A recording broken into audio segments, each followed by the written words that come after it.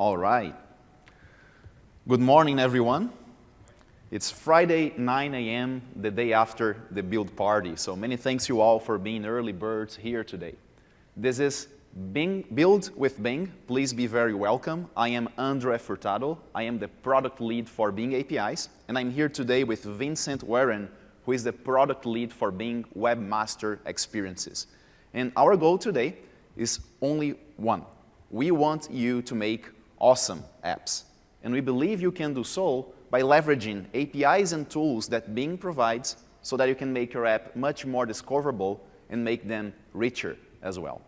Now, you might rightfully ask, hey, Andre, can you tell me what credentials Bing has, really, to make my app awesome? You might say, I won't be able to answer your evaluation survey in the end of this session unless you really can convince me, really, what are the credentials that Bing has to make your apps awesome.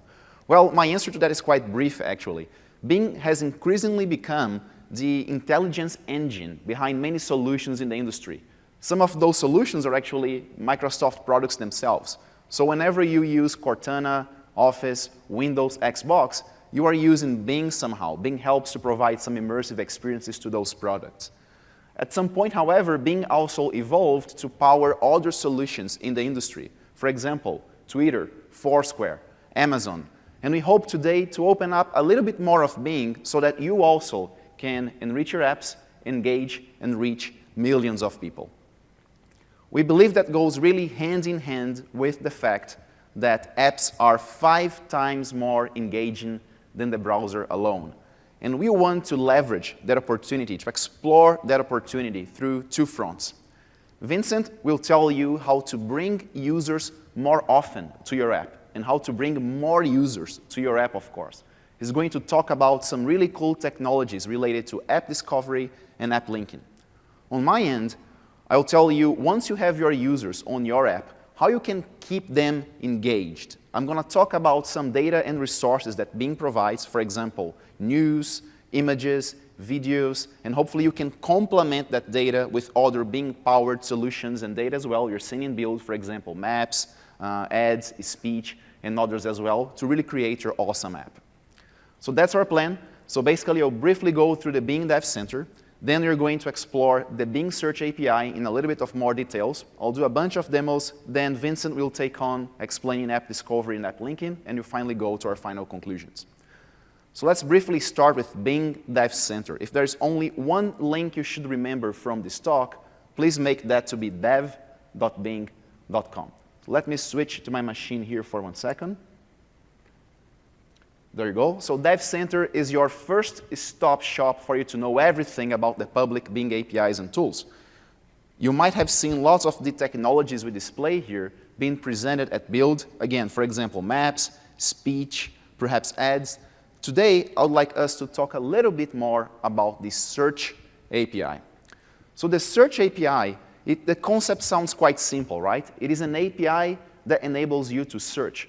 But I'd like you to really see the Search API as the window through which your app can bring the world's data to your users. For example, the most recent news about a given topic, or the most relevant images about a given text. Or perhaps you want to just grab millions of websites or page results and do something with those. I would like to explain to you first a couple things here, which is, through the Bing Search API, you have 2 main scenarios. You can either embed the search results in your app, or you can programmatically consume and do something with them. And no payment is required for you to start using the APIs. There is a limit of 5,000 calls or transactions per month that you can perform, and that's for free. So you can just get started today, do a couple clicks, get a key, and start consuming the Bing Search API. Now, before we get into our first demo, let me highlight 2 flavors of the Search API that we have available here. You can see in the left, we have the full-fledged Bing API, and that one has 7 endpoints. You can consume each one of the first 6 endpoints to individually get results, for example, web page results, or image results, video results, news results, related searches results, and finally, spell correction results as well by calling those individual endpoints.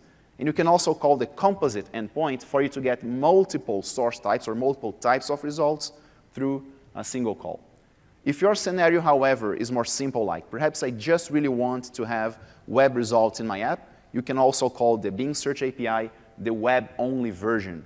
So through that, you can actually have a smaller payload, and also the transaction cost of that one is cheaper for you.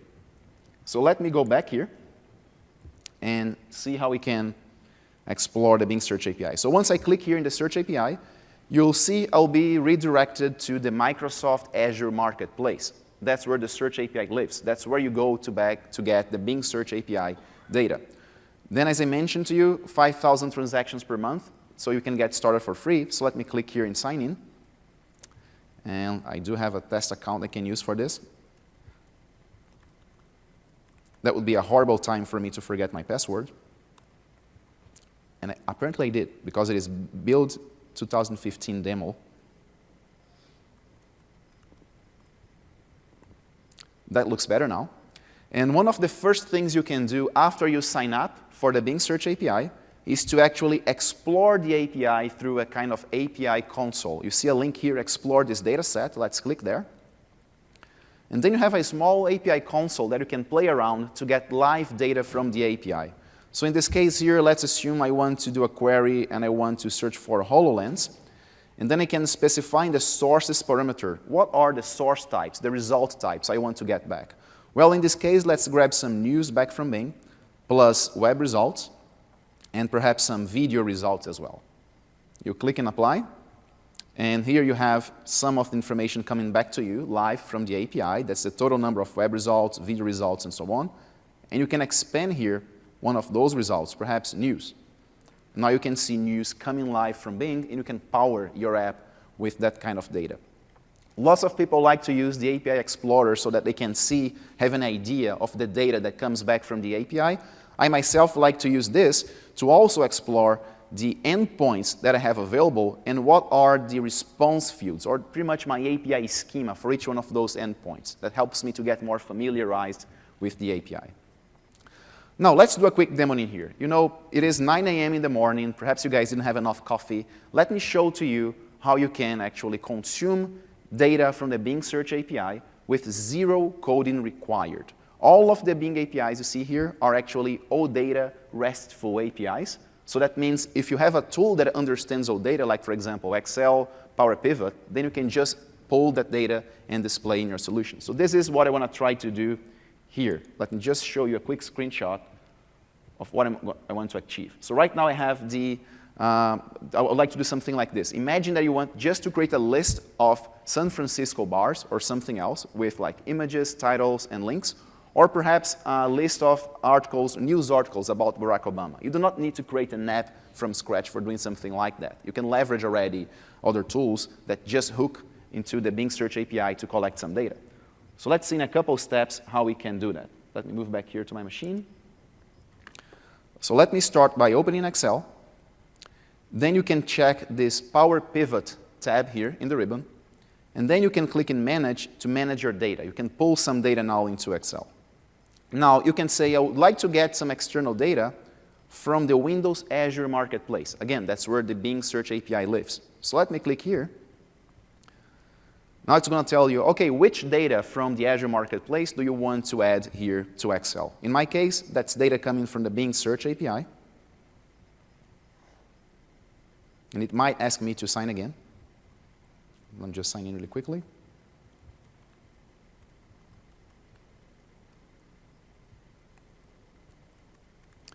And after that's complete, you will see an interface really similar to the API Explorer we were just checking a while ago. And in this case, let's do this. Let me search for images, and I'm looking now for burrito recipes. So let's try that. Let me click and apply. You will see again data coming back from the Bing API. That looks good. This time now, when I click and select query, Excel is importing the data from the Bing APIs into Power Pivot. And then you'll see how we can use Power View to make some cool visualization of that data. So typically it takes a couple seconds. I believe very important right now, 1,000 rows coming from the Bing API. And I'm going to show you how your users can also refresh the data to get the most updated content in there. So it shouldn't take long, just a couple more seconds. assuming the internet cooperates, of course. There you go. So that's perfect. Power View is populated with data coming from the Bing API. Now let me just get back to my original Excel spreadsheet right here. And then I can go to Insert menu, then I can select Power View. And then the data I got back from the Bing Search API will be available in this pane right here, in the right side, for me to start selecting what fields I want to add to my report. So let's see here. The media URL, those are all the fields that are returned in the API response.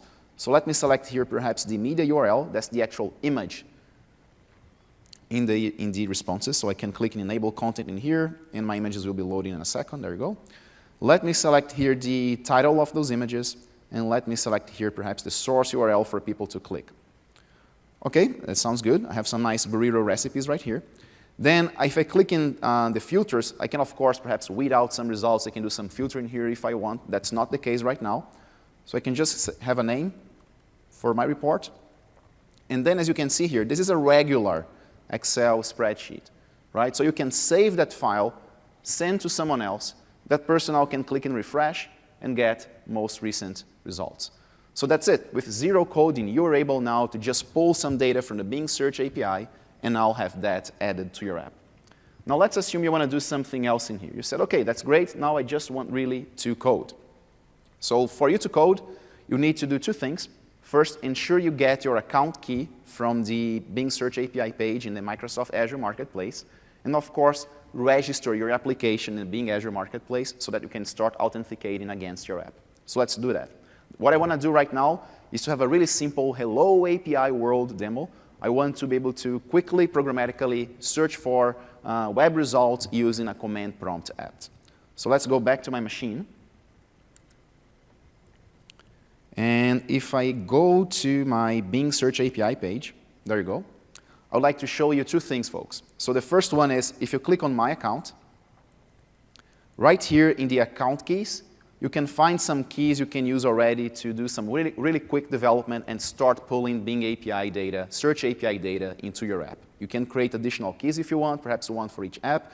And this will enable you to do some basic auth. By passing that key both as the username and password, you can already start collecting some data back.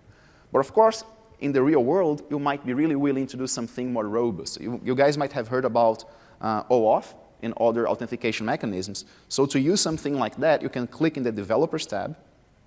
Then you can register your application. Really similar process when you're creating perhaps like a Facebook app or Twitter app. You register your app first. You provide a client ID for that app, the name for your app. Perhaps you provide a client secret, which is the app password. And now you can use OAuth, providing that information there. And then you can have a more kind of robust sign-up. In my case here, I'll just stick with the account keys because it's a simpler mechanism for us to do a really quick demo. The second thing I want to show you is this. If you actually check in the Search API page in the right, it's going to tell you there is a .NET C# class library that you can consume, and that is a really easy way for you to start retrieving programmatically data from the Bing Search API. I already have a solution here in Visual Studio that's a simple command prompt solution. I already downloaded that file right here. That's my Bing Search Container class. And let me just do this. Let me quickly now perhaps tell the user, enter your query.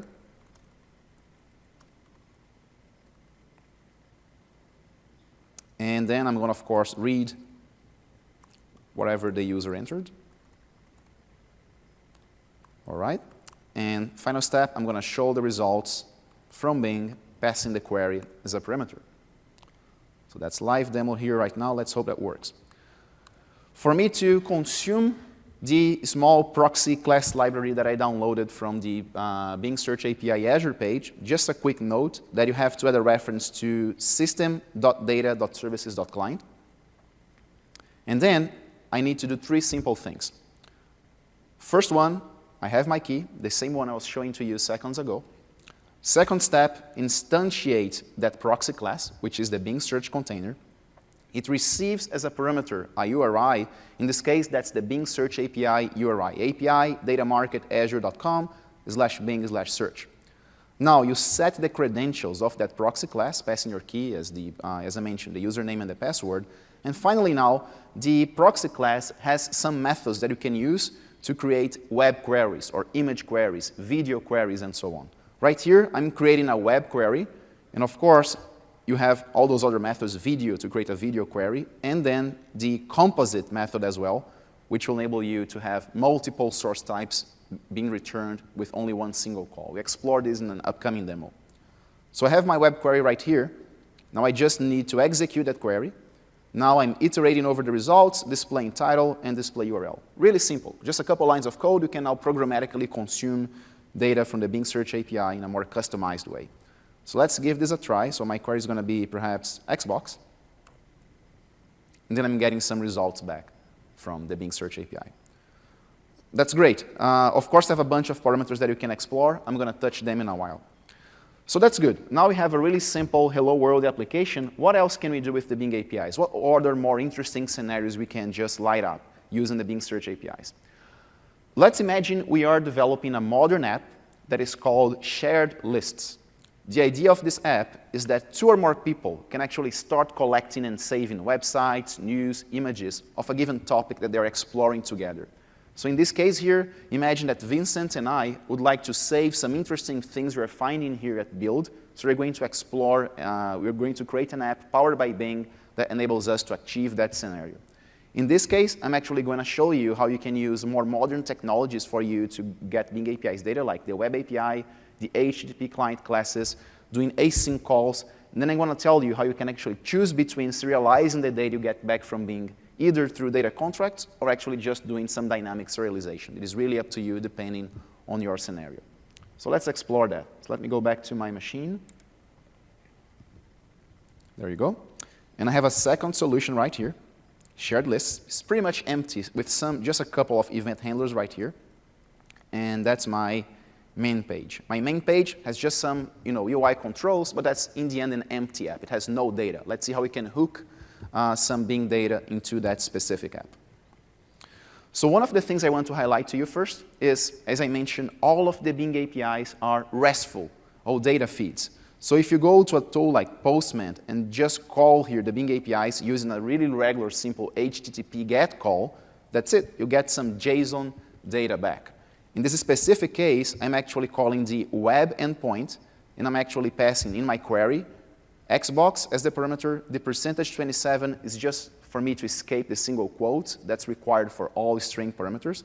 And then as you can see here, $format equals JSON gives me some JSON data back. So if you want perhaps to embed that data into your iOS app, your Android app, that's possible as well. Right now, let's just do this using a modern app, Windows Store app in C#. So first step, let me initially actually have define my URL that I want to build.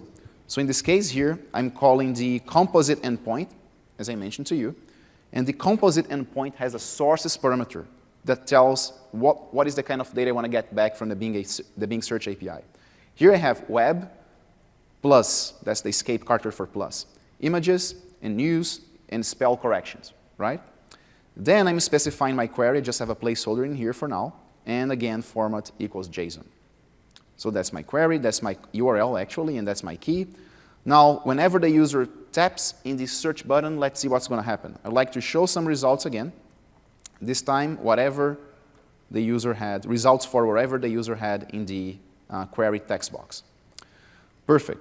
You will see now, I already added a reference to the Web API 2.2 client package using Nugget, so it's right here. And then now in the show results, let me just make this to be my query. You will see that I can consume that data in a really similar way in which I was also consuming that through the proxy class. So let me now invoke my composite call. As you can see here, let me just add an async modifier since we're here having some async calls right now. So I use my HTTP client class normally. The only difference here is that I'm specifying an HTTP client handler that sets my network credentials, as I did before. Now, I'm calling a get method, the get async method. That's a get HTTP call, passing that URL and my actual query. So this should be my query, actually, that I'm receiving as a parameter. Now, in my response, I'm just reading that response, and in this case, I'm serializing the response into a data contract class called Bing Search Results, which is right here. And you might be asking me, hey, Andre, how did you really build this Bing search results class? Well, there's a small trick in Visual Studio you might know already. Whenever you're here, you have some JSON data, and then you get this raw data. If you copy that to your clipboard, then you go back to Visual Studio, then you can always paste that data specially. I'm saying paste special, paste my JSON in my clipboard as classes, and there you go. I have a data contract class for me right here. That's a small trick that you can use, and that's what I did in this case. So I serialized that data that I received back from the Bing Search APIs into my Bing Search results. And again, the only difference now is that this time I'm actually just creating a list of all the objects I get back. For example, web results, image, news. I just put all of those things together in a single list, and I bind that to my results grid, which is a UI element that I have in there. And then I have, of course, some code that says how the UI should be rendered according to the data it receives back. I think that looks good. Let's give that a try. So let me run this code. Hopefully the demo gods are with me today. And let's search for HoloLens. After a couple seconds, hopefully, there you go, we have some data coming back. This time I have now web results, images as well, and some news results as well. So the idea is that now I can start clicking and saving those results and start building my list. Now, what is really the interesting thing we can do on top of this? This might be one of the most important slides of this presentation right now, which shows to you that by using the Bing APIs, you can leverage lots of things that Bing.com already has. Lots of the common logic, capabilities, optimizations we did in Bing.com, you also get that through the APIs. It comes with it when you are using the APIs. For example, here, you know that Bing is global by design, right? If you're using Bing from a different place like Brazil, you get results relevant to Brazil, not relevant to the United States. If I go back to my code right here, you will see something quite similar. There you go. Let me launch my app again, and let me search for games. And right now, you will see I have English US results, okay? United States websites, or at least that are relevant to the United States market. If the user of this app actually takes this app over to Brazil and runs that same query there, he's going to get actually Brazilian Portuguese results that are more relevant to them. You can, of course, override or have some kind of fallback behavior through the market parameter. So with a really simple modification right here, let me just add a new parameter called market to my URL. And this time PTBR, which is the market code for Brazil. And let me just escape that again using single quotes. So if I run that again, and I search for the same thing, for example, games, this time now I get results relevant to the Brazilian Portuguese market, not the English market. The second thing that you get, pagination support. Of course, you might not really be willing to display all results at once, so we do support count and skip parameters, actually $top and $skip parameters that you can use as the number of results you want to get back, and of course, as the offset that you want to retrieve your API results from. So in this case here, let me just create another query, sorry, another URL, and let me specify end $top equals 2. So I just want to get the first two results in here. And for simplicity, let me just retrieve here web and images. Let's assume I do not want news and spell anymore. And let's run it again. So this time, let me search for Bill Gates. And I get only 2 web results and only 2 images because I specified that as a parameter. What else do we have in here? Hit highlight. Do you know when you go to Bing.com or right here, you search for something like games again, and then in the results, you get some things which are bolded that hopefully they will just make users to engage more. You can get that bolding behavior from the API as well. You specify web options equals hit highlight, and the APIs will give you back now some special charge that you can use to bold some specific relevant terms that you get in the result. So that's also something that comes with the APIs. Adult parameters. So eventually, you might want to change the safe search settings of your API. So the 3 options are strict, moderate, and off. Those are the same as in Bing.com. You can also pass a parameter that changes that and sets that in your app as well, if that's part of your scenario. Query alteration, that's something really interesting. So let me go back here and run this again. Let me just do this. I do not want the Portuguese market anymore. So let me just revert that, and I want all the results. There you go. So let's imagine the user, they just, hold on here. Yeah, I probably did something stupid. Probably that's still commented out. There you go. So users, they just mistype things all the time, right? As a user, when I'm filling my forms and everything, I just have lots of typos now and then. And if the user actually searches for something like Billy Geddes instead of Bill Gates, we do not want to penalize that user by showing no results for Bill Gates, which very likely was the user intent in the first place. So when you go to Bing.com, Bing knows that and tells you, hey, actually, I think you were meaning Bill Gates, so let me show results for Bill Gates. That behavior is true for the API as well. So if you search for Billy Geddes, it's going to show you Bill Gates results, and you can override that behavior if you want, and then you'll be getting some Billy Geddes barbecue in Texas somewhere instead of the Bill Gates specific results. So the API supports that. Finally, filtering. You can filter API results by you can filter web page results by type. You can say, only give me back web results which are of type PDF or Word documents. You can do that passing a filter parameter. Perhaps you can want to filter your results for a specific domain. You could say, give me only results for a specific domain like recipes.com and not all results of the web. You can do that if you want as well. And we have some other kind of filtering behaviors. I want to show you what you want to do here as one of our last demos, which is, imagine you want to get image results, however, only black and white image results. And let's imagine that you also want to get all of those image results, actually, they have faces in them. To do that, you just need to specify in your image filters the color as being monochrome. That provides you the black and white behavior. And the face equals face. The other possible value for face is portrait. That means do not give my face as really as a close-up, but more than a kind of a portrait behavior. You can specify that. So let's give that one a try. Let me move back here. And let me just add a new URL. This time now that contains an image filter. Right here. So I'm saying the same thing you had in the slide. Like image filters is color monochrome, face, face. And that's it. Just by having a really simple parameter, you can run that again.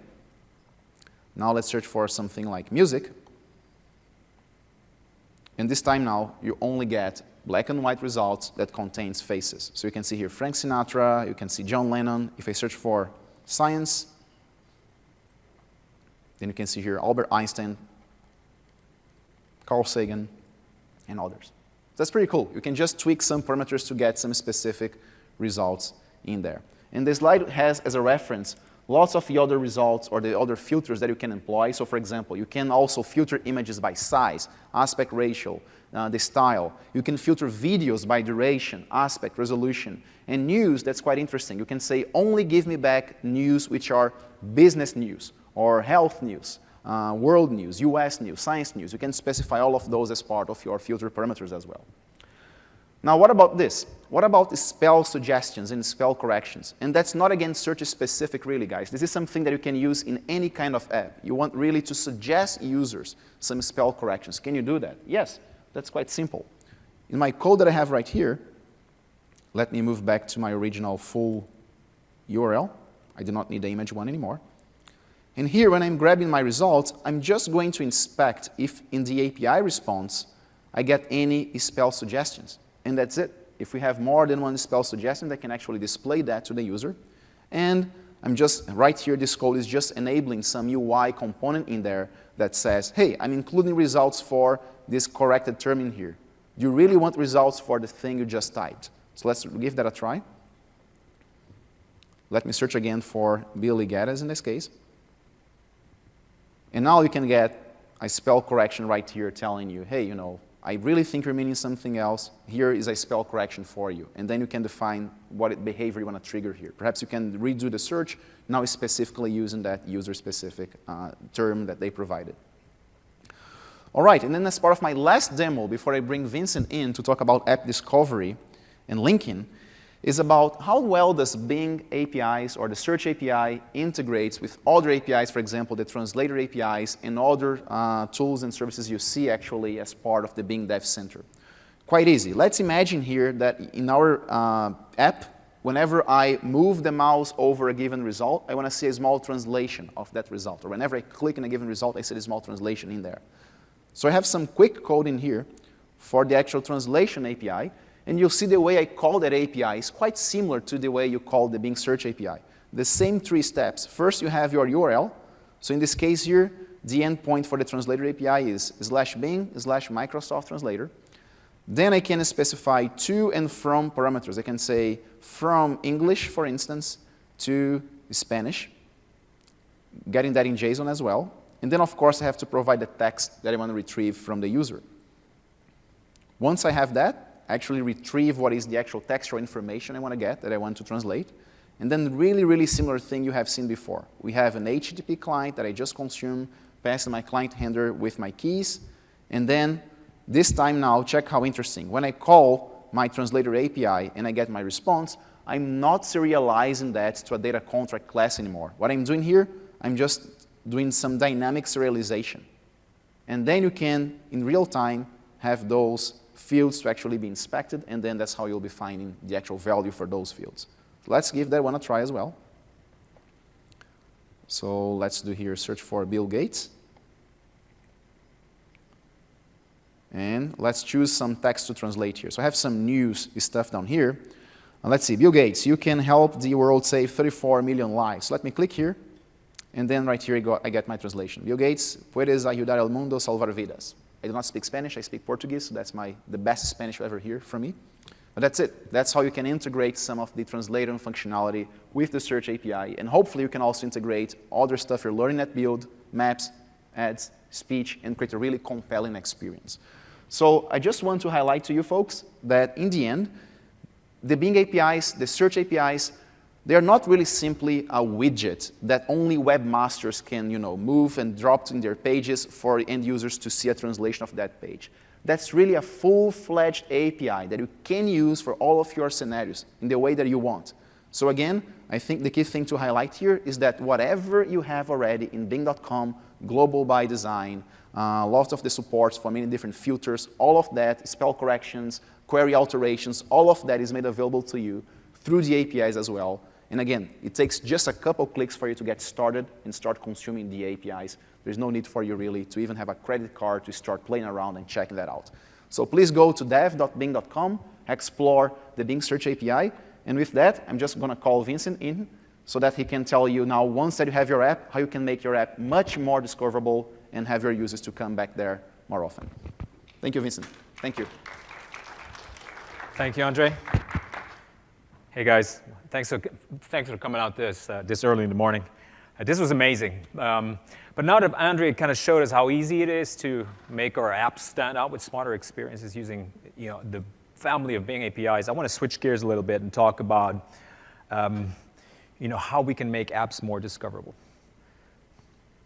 I want to talk about how you can reach and engage millions of people. I want to talk about how we at Bing think about making your apps more discoverable and connect them to the people and get them into hands users. Bing is the key provider of intelligence to Windows, Microsoft products as a whole, and Cortana and Windows 10 in specific. I want to talk about app discoverability. And we talk about app discoverability, really we talk about 3 things. Especially when we talk about it through search, we need to think about how people just find apps through searches for an app name or a category search. But a much more natural and common way for people to search is to search for content. So I want to talk about content discovery in apps. And finally, people want to do something with your app. They want to complete a task, perform an action. So we need to talk about app action discovery as well. When it comes to app discovery and searching for app names and category searches for apps, the store has got you covered very well. And as a developer, you don't really have to do a whole lot of thing other than publish your app to the store, fill out the correct metadata, and that makes it accessible through the search catalog that's in the store. And what's more, it is also showing up in a universal search box. What's new, though, is that as people engage and install your app and review and rate it, that intelligence from the store is now also plugged in to Bing.com's intelligence platform.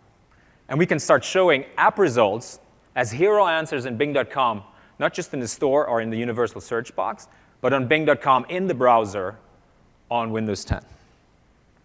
So that's another canvas where people can find and explore your app. So that's great stuff. And naturally, the store listings have a web equivalent. And those web equivalents are indexed and crawled by all the search engines at large, including Bing, Google, and all the other guys. And what's great with the Universal Store, there's now just one listing for your app, and no more that bifurcation of SEO ranking power between the different stores that distract from you ranking as well as you can.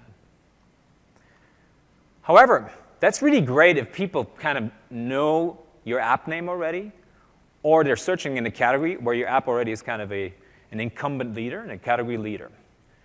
But as we said, people search differently. What they really want to do in a more natural way is to search for content and things to do. So, as it turns out, today's app model is kind of broken for that search behavior. There really is an app for everything, and people have to go into the app to kind of discover the content that they want and the actions that they want to perform on it. And often it's kind of like a trial and error process. You need to open up an app, see if the content that you want is there, see if you can do what you want with it, watch that movie, read that book.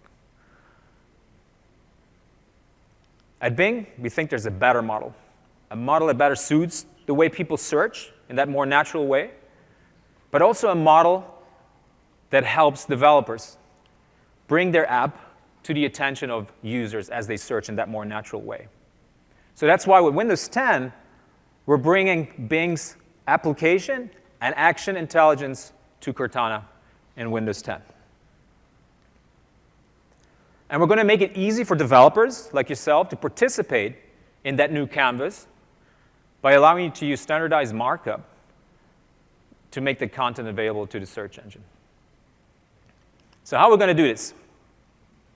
We're going to allow you to improve your app discovery and app discoverability by using app links. Applinks.org will allow you to show your app in search results in an appified way, so that when people find content, they can open it in your immersive experience on their Windows device. And to find actions and to bring that understanding to Bing and Cortana, we're going to allow you to mark up your page with schema.org and use the schema.org actions vocabulary to make those actions known to us. Now, let's see how we're going to do this. Click. So, app links first. Hold on. I have a little bug here. There you go. So when it comes to app links, it's really quite a simple protocol if you think about it. App links takes the known concept of the URL and creates a relationship with the URI that allows us to launch the app on the device. This is great because this URL is kind of a known concept, easy to understand. That relationship is easy to create. But what's especially great is that you can publish this URL, share it, link to it from other websites, link to it from app to app. And we're going to index those relationships in Bing, and we're already building one of the biggest app linking indexes in the industry today. Okay. Now, what's important is the ease in which you can enable this. It only involves three things. One, you marked up that published URL with applinks.org metadata. Second, you register a protocol handler for your app so that your app can be opened by using protocol invocation. And then finally, you handle the URI activation event in your app to kind of guide the user to the content that we've just shown in the search result. So, marking up your published pages is pretty straightforward. AppLinks really has only a simple couple of meta properties that you can add to your web page that corresponds with your app content. Let me show you an example here where we're doing this for a universal Windows app. So you see there's only a handful of properties that you need to add. A URL that points to the URI that you want to open in the app. the app ID, which corresponds to your app store ID, an app name, which is not required, but it's just useful to kind of have that in there as disambiguation. And finally, also not required, but smart to do, you can add your package family name so that we can disambiguate if there's multiple protocol handlers for the same protocol. You publish this to the web, and Bing will understand and create that relationship with your app. Now, when you've done that, you need to register the protocol handler. And luckily, that's super easy to do as well with store apps. All it really takes is a small extension to your application manifest. And it looks similar to this. Here's an example where I'm adding a handler for the Contoso scheme to my app. In Visual Studio, it's even easier. If you open a Visual Studio and you go open your deployment package, basically you go to the Declarations tab, select Protocol from the available declarations, and fill out the right metadata to make that happen. You know, and the first time, really, when you do this and you press F5 just to debug your app, at that point, your app is already registered locally. So every time somebody installs it, the same thing. And you can do Windows R or something and type in Contoso : and whack. You can start the app from right there. But just starting the app is not going to be enough, right? Because you want us to open the app in the same location that was the location of the content that corresponds to the corresponding web page. So finally, what you need to do is you handle URI activation. And again, that's pretty trivial to do. Basically, all it takes is in your app to overwrite the unactivated event handler, and then inspect the arguments to see what the activation kind is. In this case, it's the protocol. And at that point, basically, you can look and inspect the arguments to see what the incoming URI request was. And then you can navigate to the right view in your app. And your service might look slightly differently, but it's very easy to do. And a debugging tip, when you're kind of debugging this unactivated handler, instead of just pressing F5 to debug your app, obviously you need to make sure that you can open the app so that it gets activated in that way. So a very quick tip, you can go into your options and go to the Start Action section and flag do not launch but debug my code when it starts. Then press F5. Now launch your app, let's say from Windows R, with the URI that you wanted to start. And at that point, the debugger will attach to that app, and you can have your breakpoint right in there. Yeah, you can try this out later today. It's very cool.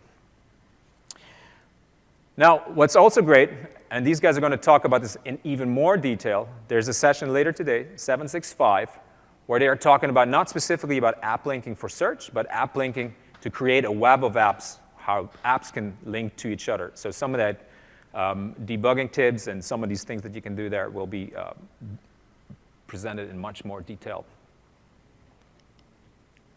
Now, we saw that people like to search for content and actions that they can perform on them. It's really the most natural way. We know that people search for people, places, things, entities, and then they want to do something with it. So how now can we make Bing smart enough, and Cortana through Bing, to expose actions that our app can perform on content through search? So as we said, we're going to use schema.org markup to make that happen. But first, before we look at the answer, let's look at the question. So somebody might be saying, listen to Coraline. And Coraline is a kind of a scary kid story, so I want to listen to that before I play that to my kids on my way to the airport or something like that. And clearly we have an action here, listen action, and an entity, Coraline, which in this case is a book, or in fact it's an audiobook that I want to listen to. So we're going to use schema.org. And if you haven't heard about schema.org, it's really a standardized way that can be used up to markup web pages, but there's also markup for emails to basically bring structured data to the web. And it was really focused on describing entities, such as books, such as movies, such as people, places, and organizations. But they also understood that people wanted to do things with those entities. So in 2014, they added the action vocabulary to schema.org. And that's what we're going to leverage, because it allows us to connect potential actions to entities. And it allows us to specify entry points for those entity actions.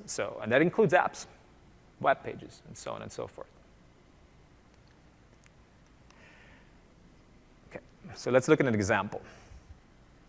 Staying with the Coraline example,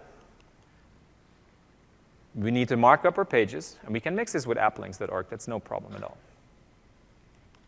Register the protocol handler for the app, and handle URI activation inside the app. And the good news is, the first two things we've already done, right? So we don't have to do that again. So let's look up what that markup looks like. Now I'm going to stick with the Coraline example. And here's some schema.org markup. I hope you can see this. It's kind of small. I've compacted that into JSON-LD, but it could be microformats inside HTML as well. And this already describes the entity Coraline. It tells me it's the type book. I've added an additional type. It's actually an audiobook. The author, its ISBN number for unique identification. So this clearly tells you about, this page is about the entity, Coraline, which is an audiobook. But that doesn't mean a lot. I now want to do something with that entity. So let's look at what that example would be when we add a potential action. So in this case, we use the potential action attribute to add an action type. And the type is play action. And you can specify targets for that play action. One target could just be the web URL itself, where you might be able to play the audiobook through the web browser, or maybe even listen to a sample or something like that. But the other is an entry point that uses a similar way of invocation as applinks does. So the URL template kind of maps to applinks URL. And it shows you the URL template, basically the scheme, Audible, and the path that leads to that particular book inside the Audible app. And we've specified that it's a software application, and the ID is the store ID. Yeah, name is Audible, operating system. In this case, is a Windows Phone 8.1 app. But you get the picture. We've now successfully connected the entity to the potential action. And Bing crawls this information and adds it to the intelligence platform. Now, this is really the best way of telling us and letting us know about mapping entities to actions. That doesn't mean that we do not understand it without it, but the more you can give us that accurate information, the better we will get at pinpointing the exact relationship between entities and actions. We try to infer a lot of things, and Bing's pretty good at inferring entities and actions out of unstructured data, but adding this structured data really increases your chances of being a candidate for that action answer in Cortana. Now, that's all good. Maybe I can quickly show this in here. We're in the process of working on this and rolling this out, and we have a prototype for you. Probably pre-populate. Hold on. I'll never make it as a hand model.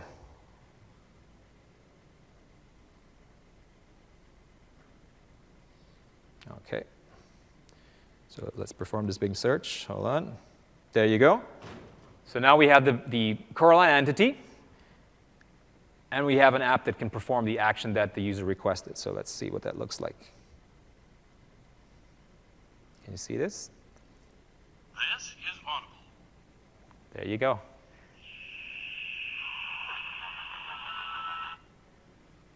So there you see, just by having the action and the entity, and not even having to call out the app name, in this case, we were able to launch the Audible app. And I want to thank the Audible folks for kind of helping us build out this prototype. Now, a couple of takeaways. It is a really great idea to start now, both with applinks and with schema.org, because we're already actively crawling the web and extracting that information ahead of Windows 10 launch. The action answer, as you just saw the example for Audible, will come along with Windows 10. Okay, gotcha, sorry. Yeah, so we want you to start now. The action answer will come in certain segments. We will start it out and rolling it out, books, movies, music, and we keep expanding on that as Windows 10 progresses. And the time to get an edge, and there's no pun intended in light of the name announcement yesterday, the time to get an edge is now. So if you onboard AppLinks and Schema.org now, your chances are much higher of participating in the Cortana canvas early on in that Windows 10 launch cycle. With that, I want to point out a couple of quick tools to help you get stuff done. First of all, Webmaster Tools. I'm not calling this out just because I own the Webmaster experiences, but Webmaster Tools really is the free service that allows you to kind of monitor how we crawl and index your pages. And it gives you data back. It's a free service. All it requires is a Microsoft account to sign up. But that way you can even submit URLs and so on and so forth. And finally, just to make it a little bit easier to get started with applinks.org, we've published a little test app that allows you to extract app links. Let me see if I can just switch here. OK. Let me show you how this works. Yeah, again, we've put it behind an account.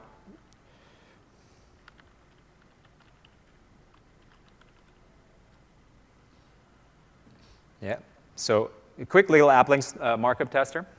What it does some lightweight validation, but it shows you if we can extract successfully the applinks.org markup on your page. I've prepared a little website that contains several examples. Yeah, let's do the example. Let's do the example that Andrea just had. All right, so here, oh, you cannot see this one. There you go, sorry, my apologies. Yeah, so I went to aka.ms/wec applinks, and I could enter the URL here. And as soon as I fetch the URL, I will see what we can extract. Obviously, this is test markup. You wouldn't have all these things in there, but here you can see we were able to extract Windows 8 markup, Windows Phone markup, Windows Universal markup from this particular page, but also iOS markup and Android, because that works on those platforms too. And we have some lightweight validation that tells you, oh, there might be a typo in what you've specified in terms of the platform. Yeah, so very easy to quickly get a look.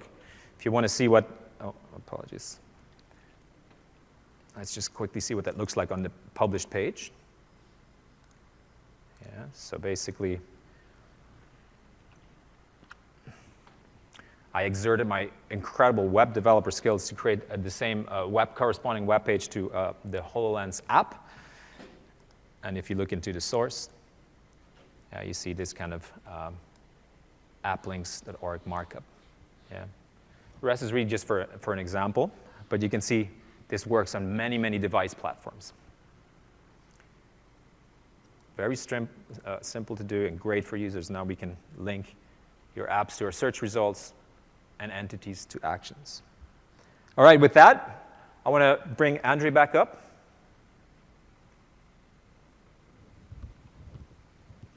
And talk about our calls to action today.